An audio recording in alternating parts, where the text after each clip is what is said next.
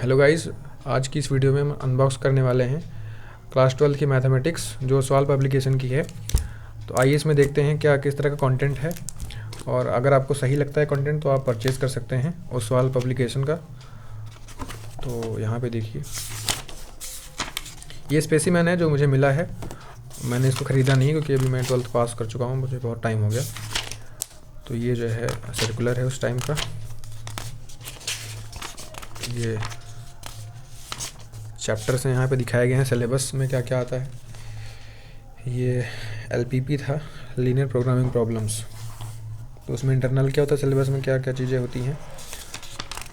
तो पहले आपको सिलेबस समझाएंगे, फिर 30 डे का क्या प्लानिंग होना चाहिए वो सब चीज़ें हैं। और हर दिन आपको क्या पॉजिटिव कुछ एफर्मेशंस है, जैसे I am confident, I am strong, I am joyful, I love who I am, जो मैं हूँ मुझे खुद का पसंद है, I can achieve my goals. तो हर रोज़ आपको जो है एक पॉजिटिव माइंडसेट मतलब यहाँ से पढ़ना है और फिर उसको फॉलो करना है लाइफ में।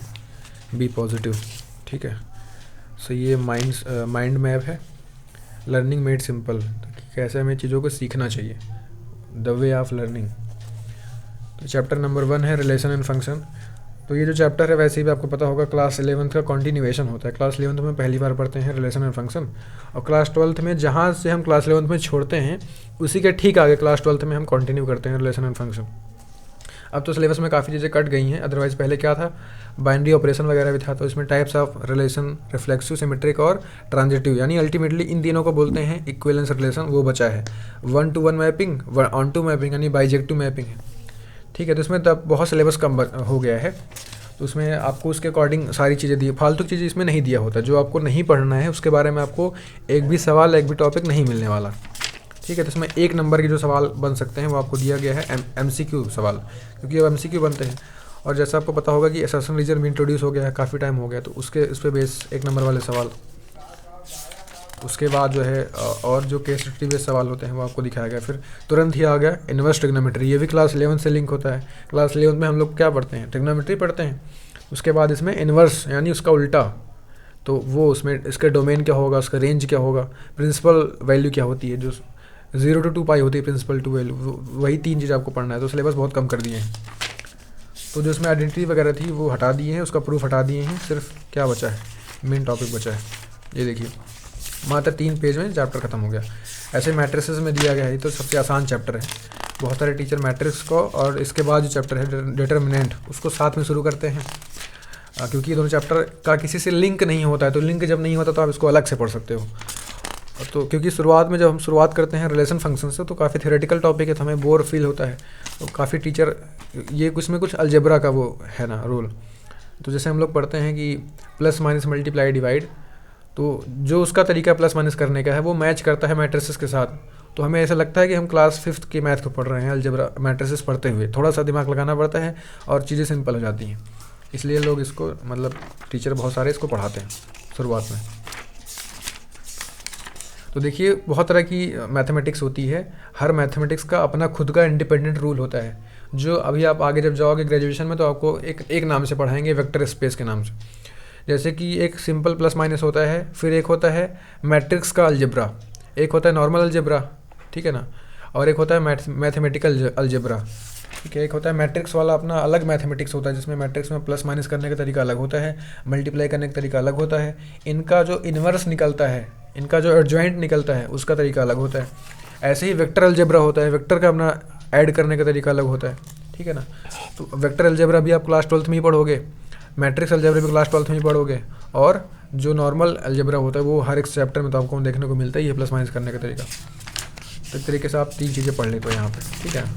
तो ये चैप्टर बहुत स्कोरिंग होते हैं सीबीएसई पॉइंट ऑफ व्यू से, क्योंकि इसमें नंबर पाने हमें आसान होते हैं as compare to other chapter, जैसे कि इंटीग्रल्स हो गया या डिफरेंशियल इक्वेशन हो गया, ठीक है, या फिर AOD हो गया, एप्लीकेशन ऑफ डेरिवेटिव्स, डिटर्मिनेंट्स है। ये भी चैप्टर भी अगले चैप्टर से लिंक है। तो यहाँ भी सवाल आपको देखिए, ए इनवर्स एडजॉइंट ऑफ तरीका निकालने का जो भी है, 1 नंबर के सवाल इस पर बनते हैं। फिर इसके बाद है डिफरेंशिएशन यानी कॉन्टीन्यूटी और डिफरेंशिएबिलिटी, इसमें भी 1 नंबर वाले सारे सवाल हैं। कुल मिला के सही दिया है, इसमें टू द पॉइंट आपको पढ़ना है। एप्लीकेशन ऑफ डेरिवेटिव्स चैप्टर है जिसमें increasing function, decreasing function, monotonicity है फंक्शन की, इसके बाद रियल लाइफ एप्लीकेशन है, उस पर केस स्टडी सवाल इसी चैप्टर से बनते हैं। देखिए ऐसा भी है कि हर चैप्टर से हम केस स्टडी सवाल नहीं बना सकते हैं, तो इसलिए आपको ध्यान रखना है। इसमें वो लोग आपको हिंट कर देंगे कि आप केस स्टडी सवाल पढ़िए इसी चैप्टर से। अब जैसे अगर हम आपको बताएं तो वो लोग चाह करके भी जो है बहुत अच्छे सवाल नहीं बना सकते हैं इस मैट्रिक्स से, रियल लाइफ प्रॉब्लम वाली बेस। तो यहाँ पे केस स्टडी पॉसिबल नहीं होता है, केस स्टडी यहीं बन सकता है। अब जैसे इंटीग्रल्स है, तो इंटीग्रल्स में क्या बनाएंगे, उसमें तो सिर्फ सिंपल इंटीग्रेशन करना होता है फंक्शन का आपको। लेकिन जैसे एप्लीकेशन ऑफ इंटीग्रेशन है, चाहे एप्लीकेशन ऑफ डेरिवेटिव है, तो वहाँ बन सकता है, जैसे केस में बना भी है। देखिए केस स्टडी बेस्ड सवाल, MCQ वगैरह। ये कोई बलून ले लिए, उसमें बलून में ड्रॉप कर दिए, फिर उसका वॉल्यूम किस रेट से घट रहा है, रेडियस किस रेट से घट रहा है, उस पर सवाल बना दिए, तो बन सकता है बहुत अच्छे सवाल। तो ये इंटीग्रल्स है, और इंटीग्रल्स बहुत बड़ा चैप्टर होता है क्लास 12 का, इसको पढ़ने में 1 महीने लग जाते हैं लगभग। फिर भी जो है इंटीग्रेशन एक टफ टॉपिक भी मानता है, क्योंकि टफ इसलिए है क्योंकि बहुत बड़ा है ये, बहुत सारे तरीके, बहुत सारे मेथड्स आपको एक साथ में पता होने चाहिए। अगर कोई सवाल आ गया तो उस सवाल में कौन सा तरीका लगने वाला है आपको नहीं पता है। सवाल में उसको तरीक़ों को देखने के लिए आपको पहले उसमें देखना पड़ता है क्या है तरीके, इसमें क्या लग सकते हैं, मतलब पॉसिबिलिटी की बात होती है। पहले आप फर्स्ट तरीका लगाओगे जो है सब्स्टिट्यूशन तरीका, वो फेल हो गया तो कुछ और लगाओगे, फिर कुछ और, फिर कुछ और। तो इस तरीके से बहुत सारे तरीके होते हैं जो आपको सारे ही तरीके आपको माइंड में पता होने चाहिए, फिर आप लगा सकते हो इफेक्टिव वे में। तो इंटीग्रेशन के जो सवाल होते हैं, जैसे यहाँ आप देख सकते हैं, है ना, इसको पढ़िए तो अच्छे से पढ़िए, अदरवाइज़ छोड़ दीजिए, क्योंकि टॉपिक ऐसे हैं कि अगर आपने हल्का बहुत पढ़ा है तो कोई फ़ायदा नहीं। एग्ज़ाम में अगर आ गया अच्छा सवाल तो आप नहीं कर सकते। अच्छे चैप्टर का लिंक भी है डिफरेंशिएशन से। एंड डिफरेंशिएशन का जस्ट उल्टा क्या होता है, इंटीग्रेशन होता है। इसमें ट्रिग्नोमेट्री का भी इस्तेमाल होता है, जो क्लास 11 में हम लोग पढ़ते हैं ट्रिग्नोमेट्री, उसका भी इस्तेमाल होता है। ठीक है, तो इस तरीके से आप जो है इसका एप्लीकेशन है इंटीग्रल का। ये तो बहुत छोटे चैप्टर है, इसमें देखिए 1.5 पेज में चैप्टर खत्म हो जाएगा। अच्छा, ये चैप्टर वैसे NCERT में बहुत छोटा है, बट पता नहीं क्यों इस किताब में या इस वाली किताब में 5 से 6 पेज का दिए हैं, जो छोटा था, है ना, कुछ रीज़न हो सकता है इसका देने का। फिर डिफरेंशियल कैलकुलस, तो आप देखिए डिफरेंशियल कैलकुलस हो गया, एप्लीकेशन ऑफ इंटीग्रल्स हो गया, और इंटीग्रल्स हो गया।